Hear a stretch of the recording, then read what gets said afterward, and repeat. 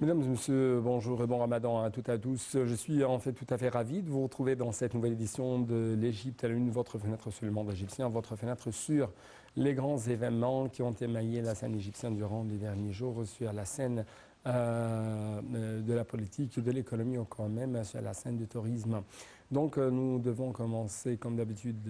cette édition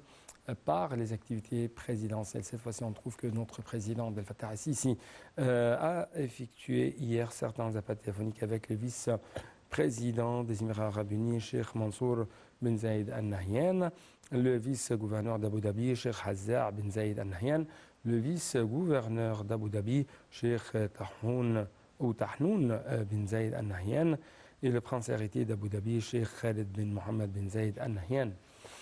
Le porte-parole de la présidence de la République a déclaré que le président Sisi avait félicité les dirigeants émiratis à l'occasion de nouvelles nominations à la direction des Émirats arabes unis. Le chef de l'État a exprimé ses sincères vœux du succès aux dirigeants émiratis pour continuer à servir leur pays, à renforcer sa voie civilisée sous la direction du président des Émirats arabes unis, le Cheikh Mohammed bin Zayed Al Nahyan.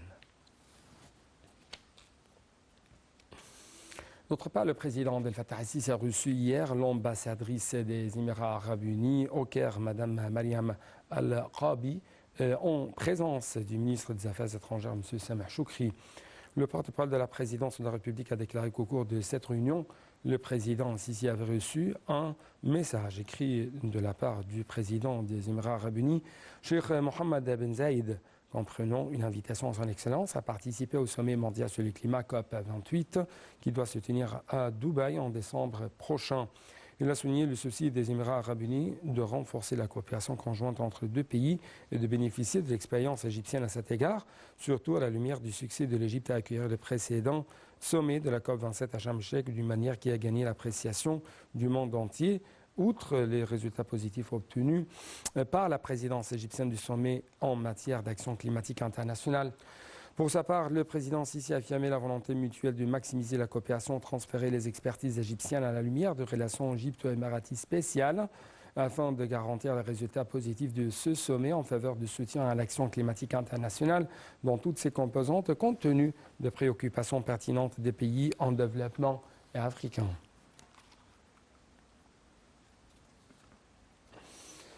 D'autre part, le président Abdel Fattah al-Sisi a reçu hier les lettres de créance d'un certain nombre d'ambassadeurs accrédités auprès de la République arabe d'Égypte. Le chef de l'État a souhaité la bienvenue aux nouveaux ambassadeurs, leur souhaitant plein succès dans l'exercice de leurs fonctions au Caire, soulignant le souci de l'Égypte de renforcer les cadres de relations bilatérales avec leur pays dans tous les domaines et de poursuivre la communication et la coordination sur diverses questions régionales et internationales d'intérêt commun.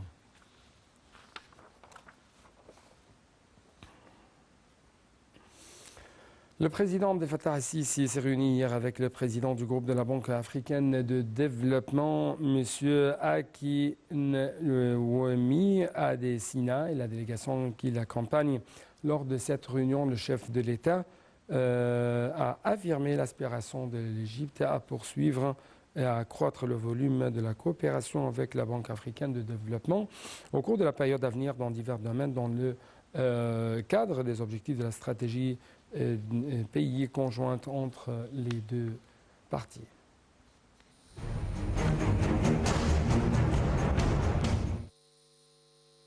Le président Abdel Fattah el-Sisi a affirmé l'aspiration de l'Égypte à poursuivre et à accroître le volume de la coopération avec la Banque africaine de développement au cours de la période à venir dans divers domaines dans le cadre des objectifs de la stratégie pays conjointe entre les deux parties. Ceci est intervenu hier lors de la réunion du président el-Sisi avec le président du groupe de la Banque africaine de développement et la délégation qui l'accompagne. Selon le porte-parole de la présidence de la République, le conseiller Ahmed Fahmi, le chef de l'État s'est félicité du développement des relations de coopération conjointe entre l'Égypte et la Banque africaine de développement, exprimant son appréciation pour le rôle de la banque dans l'appui au secteur de développement sur le continent africain, en particulier à la lumière des défis économiques croissants au niveau international. Le président de la Banque africaine de développement a de son côté exprimé son honneur de rencontrer le président Sisi, louant l'expérience de développement égyptienne au cours des dernières années, la décrivant comme une grande source d'inspiration pour les peuples africains à travers le continent, ajoutant que le peuple égyptien et ses dirigeants politiques ont montré une remarquable capacité à montrer rapidement et accomplir de nombreuses réalisations importantes. Le porte-parole a ajouté que le président du groupe de la Banque africaine de développement a exprimé son plaisir pour l'Égypte d'accueillir les réunions annuelles du groupe de la Banque à Sharm el-Sheikh en mai prochain, notant qu'il se concentrera sur la discussion des moyens d'encourager l'intégration économique continentale ainsi que des mécanismes pour combler le déficit de financement climatique sur le continent africain.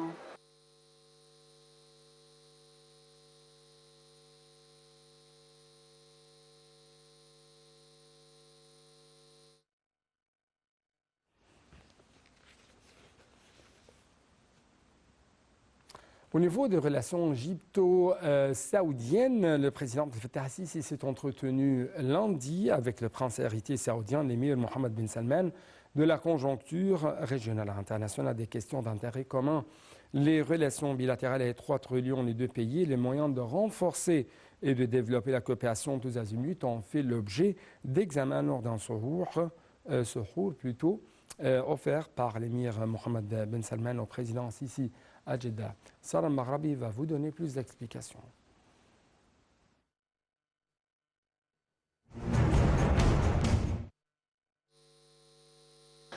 Le président Abdel Fattah el-Sisi et le prince héritier saoudien et premier ministre l'émir Mohammed bin Salman bin Abdelaziz ont affirmé leur souci de renforcer la coopération dans les divers domaines pour le bien-être des deux peuples et de poursuivre la coordination et la concertation vis-à-vis des divers développements et des questions régionales et internationales. Selon le porte-parole de la présidence de la République Ahmed Fahmi, Sisi et Ben Salman ont loué les rapports historiques étroits et privilégiés unissant les deux pays sur tous les niveaux, soulignant l'importance de la visite que le président a effectuée à Jeddah dans l'optique de poursuivre le développement des rapports. D'autre part, Sisi a confirmé la profondeur et la solidité des rapports reliant l'Égypte et l'Arabie saoudite, tout en aspirant au développement et au renforcement des dites relations tous azimuts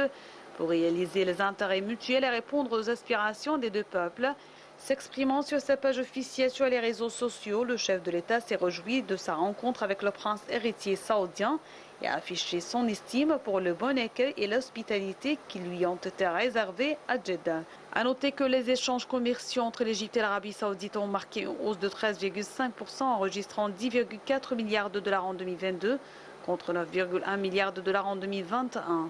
Les virements des Égyptiens vivant en Arabie saoudite ont enregistré 11,2 milliards de dollars durant l'exercice financier 2020-2021 contre 9,6 milliards de dollars pendant 2019-2020, soit une hausse de 17% selon un communiqué.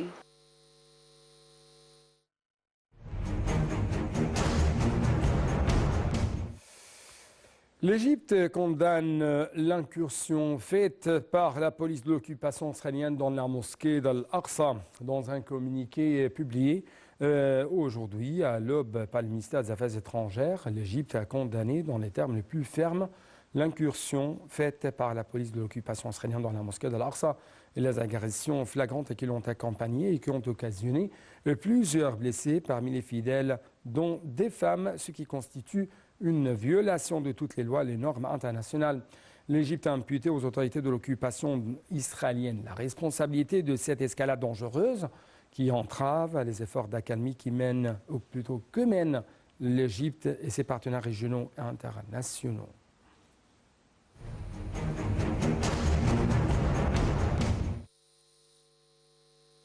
L'Égypte a condamné dans les termes les plus fermes l'incursion faite par la police israélienne dans la mosquée d'Al-Aqsa et les agressions flagrantes qui l'ont accompagnée et qui ont occasionné plusieurs blessés parmi les fidèles, dont des femmes, ce qui constitue une violation de toutes les lois et normes internationales. Dans un communiqué publié à l'aube par le ministère des Affaires étrangères, l'Égypte a estimé que ces scènes affreuses et condamnables, et aussi bien que les violations israéliennes répétées des lieux saints, embrasse les sentiments de colère auprès des Palestiniens, des peuples islamiques et des gens de conscience vivant partout dans le monde. L'Égypte a appelé les autorités israéliennes à arrêter immédiatement ces agressions qui terrifient les fidèles qui ont pris des lieux de culte une résidence sûre pendant le mois béni de Ramadan. L'Égypte a imputé aux autorités de l'occupation israélienne la responsabilité de cette escalade dangereuse qui est de nature à saper les efforts d'accalmie qui mènent l'Égypte et ses partenaires régionaux et internationaux. Le communiqué a de même appelé la communauté internationale à assumer ses responsabilités, mettre un terme à ces agressions et épargner à la région davantage de facteurs d'instabilité et de tension. Dans la nuit dernière, la police israélienne a annoncé être intervenue à l'intérieur de la mosquée d'Al-Aqsa à Jérusalem-Est pour y déloger des Palestiniens qui, selon la version israélienne, y avaient introduit des feux d'artifice, des bâtons et des pierres. Dénonçant un crime sans précédent, le mouvement palestinien Hamas au pouvoir dans la bande de Gaza a appelé les Palestiniens de Cisjordanie à se rendre en masse vers la mosquée Al-Aqsa pour la défendre. La police israélienne a publié une séquence vidéo de plus de 50 secondes montrant des policiers anti-émeutes israéliens avancer dans la mosquée en se protégeant des tirs de fusée avec de boucliers. Les images montrent ensuite une porte barricadée, des batteries de feu artifice sur un tapis au sol et des policiers évacués. Au moins 5 Palestiniens, les mains menottées dans le dos.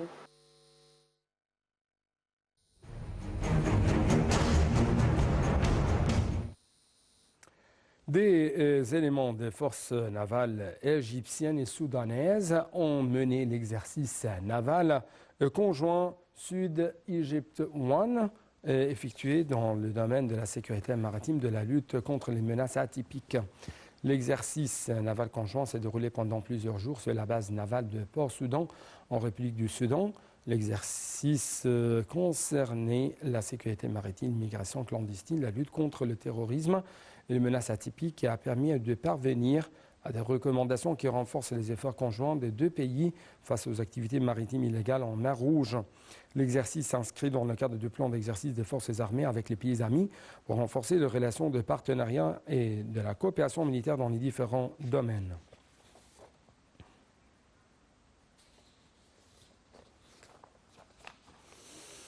Un moment après ça, on va être ensemble dans une sorte de tournée dans le monde des chiffres, dans le monde de l'économie égyptienne.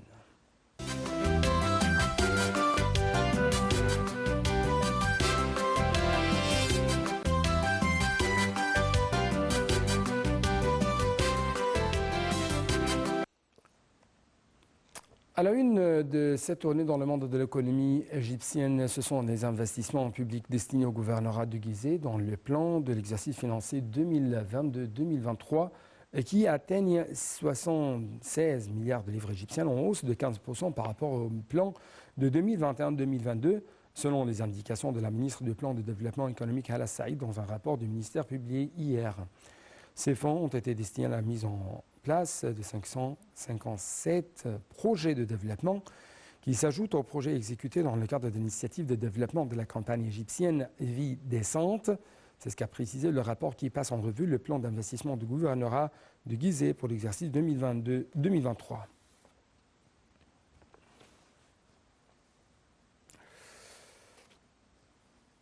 Le ministre du Commerce et de l'Industrie, Ahmed Samir, a évoqué lundi la coordination en cours avec la Banque africaine d'import et d'export, Afrexbank, sur l'accueil par le Caire de la 3e édition de la foire commerciale africaine prévue en novembre prochain. Cette déclaration a été faite lors d'un entretien entre le ministre et une délégation de la Banque sous la présidence de la vice-présidente exécutive Kanayo Awani pour l'examen des projets et des initiatives actuelles et futures de la Banque en Égypte. M. Samir a ajouté que le ministère tient à fournir tout le soutien possible pour l'organisation de cette foire d'une manière digne de la position de l'Égypte dans le continent africain. La foire, a-t-il dit, a pour but de renforcer les échanges commerciaux entre les pays africains, de jeter la lumière sur les opportunités d'investissement dans le continent, notamment en vue du rassemblement de représentants de grandes entreprises africaines et de la tenue de la transaction qui réalise la complémentarité commerciale, industrielle et d'investissement.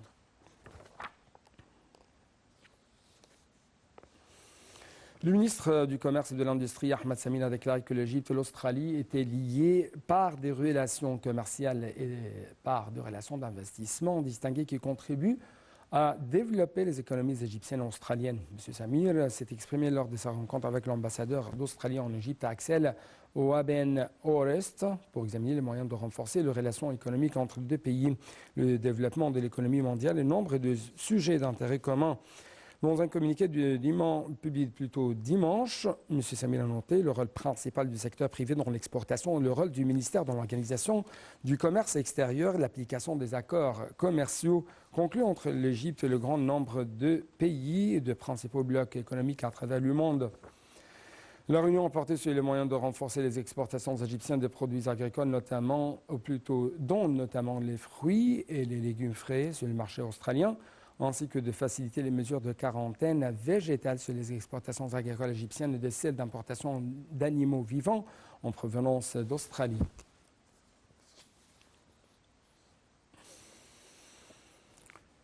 L'Égypte est le deuxième producteur d'acier au Moyen-Orient, en Afrique du Nord, après l'Iran. Et au cours de la période de la propagation de Covid-19, la production d'acier en Égypte a augmenté de 13,4% en 2020 et de 25,1% en 2021. C'est ce qu'a indiqué l'agence de notation financière internationale Fitch. Fitch a également prévu que l'Égypte et l'Algérie continueront d'accroître leur production d'acier en 2023, ce qui rend l'Afrique une source importante de la production d'acier. Cette prévision fait partie d'un rapport publié par le Centre d'information de soutien à la prise de décision du Conseil des ministres portant sur les rapports internationaux traitant les affaires ou les intérêts égyptiens.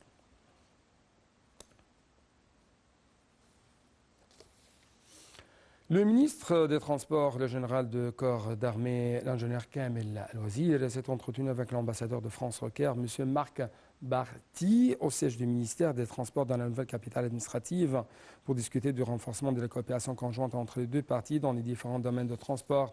Le ministre a salué la coopération positive entre les deux parties dans la mise en œuvre de plusieurs projets, tels que des projets de métro, de chemin de fer, ainsi que la coopération existante entre le ministère et un certain nombre d'entreprises françaises dans le domaine de la gestion de l'exploitation de plusieurs projets de transport. De son côté, l'ambassadeur de France au Caire a souligné la profondeur des relations égypto-françaises et le partenariat stratégique entre les deux parties dans divers domaines, dont celui de transport. Les deux parties ont également discuté des derniers développements liés au financement de la mise en œuvre des travaux des systèmes mobiles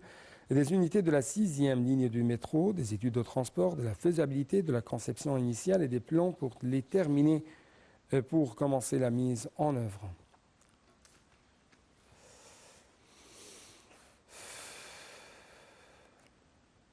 Donc une toute petite pause, après ça on va être ensemble dans une sorte de plongée dans le monde du tourisme égyptien.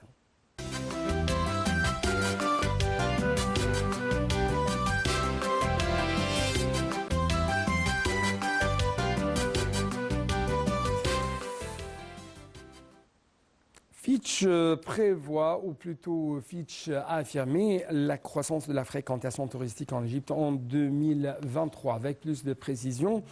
la fréquentation touristique en Égypte augmentera de manière accélérée en 2023 et le nombre de touristes va continuer à grimper entre 2022 et 2026, ce qui multipliera les recettes ou le nombre de nuitées, selon les prévisions de l'agence Fitch retransmises par le Centre d'information et de soutien à la prise de la décision IDSC au Conseil des ministres. Le nombre de touristes affluents vers l'Égypte cette année atteindra 11,6 millions de visiteurs, soit une hausse de 46%, et 14 millions de visiteurs en 2026, un chiffre plus élevé que les pics des 13 millions atteints avant la pandémie du coronavirus, selon Fitch. Les recettes touristiques de l'Égypte doivent totaliser 13,6 milliards de dollars, soit 329 milliards de livres égyptiennes en 2023 et 17,9 milliards de dollars, soit 469 milliards de livres égyptiennes en 2026, selon toujours l'agence de notation Fitch.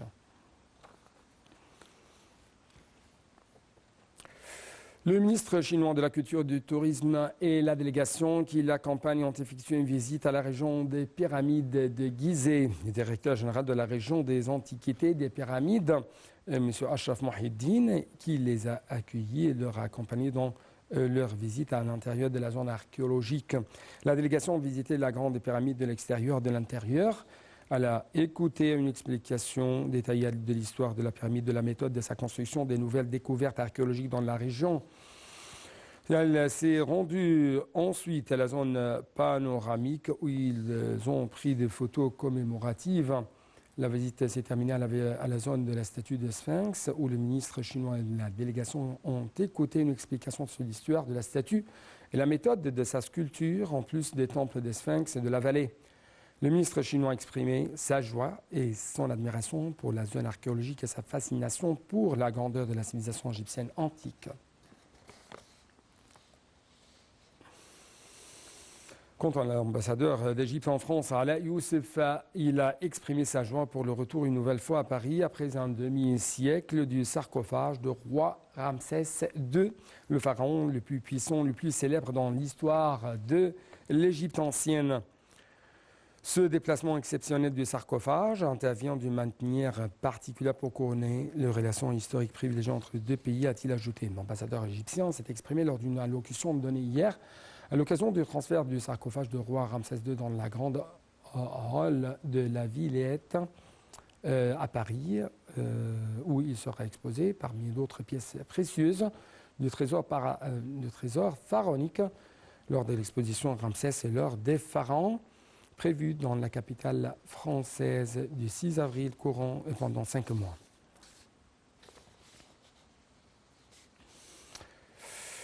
Clôturons donc cette édition par cette découverte. Une équipe de recherche conjointe entre les universités du Caire et de la Nouvelle-Vallée a réussi à découvrir un fossile d'une tortue marine vieux de plus de 70 millions d'années dans la ville de Raja, dans la Nouvelle-Vallée, dans le désert occidental. Selon un rapport remis par l'équipe de la recherche, la nouvelle découverte de la tortue reflétait la grande importance du désert occidental en Égypte, vu qu'il contient de nombreux fossiles de vertébrés qui sont apparus dans le sud de l'Égypte en provenance d'autres pays d'Afrique, compte tenu des conditions climatiques appropriées à leur existence. L'Égypte regorge toujours de plusieurs secrets, de plusieurs découvertes. Donc, une invitation à ne pas rater de visiter toujours l'Égypte. Merci beaucoup pour votre attention et bon ramadan à toutes et à tous.